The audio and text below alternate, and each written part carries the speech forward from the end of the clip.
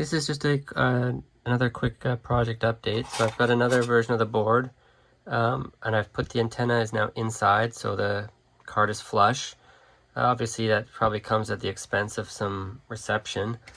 I actually find it to be not too different than the antenna sticking out. I mean, both these designs are probably not optimal antenna designs, right? So, but if you look at other projects, you know, some of them have a Pico W module on a board inside a computer, and it meets the requirements of this kind of retro community and testing and whatnot. So I think the form factor of this justifies the reduction in reception, but I will do more testing first on that. The other thing is this is the first kind of version of the kind of rigid breakout board that I was thinking of. So it would just it just goes on like that.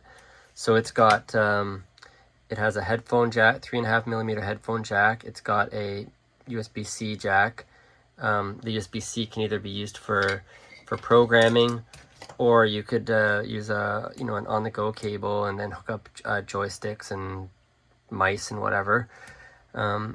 Then it's got a 3.5mm jack here, which has a switch. So this can either be a Type A MIDI out, or it can be a line in.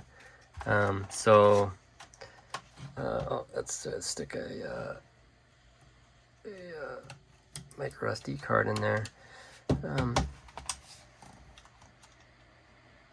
Oh, it was already on. I didn't have to turn it off.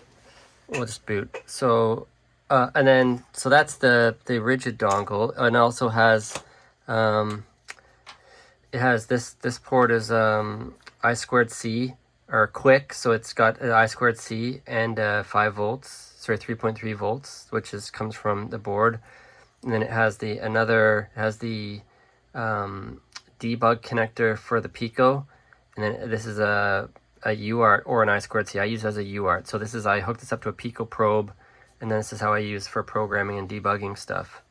And then this is an audio only cable, an example of one. So for example, I've just got some little speakers here. So if we plug this in, that should play CD audio here. So that's off of this. Or it would be the same off of this if you just plug this headphone jack in.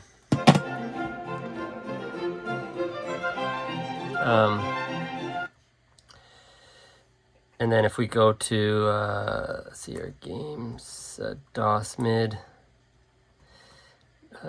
DOS mid /MPU canyon.mid.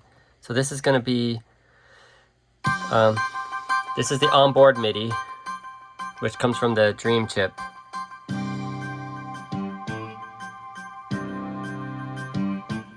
So I've already demonstrated that before, but now with this, if I just turn on this thing, this is just a little MIDI synthesizer. You can now, if you plug in the MIDI out here, mid /MPU canyon.mid. So now you get it out to this thing. Sounds a little funny, but that's just this thing's. They all sound a little different, but this could be hooked up to any MIDI device, SC55 or whatever. So that's the idea. This thing, I know it looks big, but it's actually very slim. So it's hard to see perspective, but it's not wider than the card, and it's actually not taller than the card, or it's almost the same. So even on a laptop where it's like it's recessed, it should still be fine. So that's the idea on that. I had to fix it. I made an error on it, but it's just a test one anyway. So that's the idea, is that I made it a little bit bigger, but just so that I could put everything on it, so that just out of the box with these you can do everything. And then you know, and with that, with the USB, you could do everything.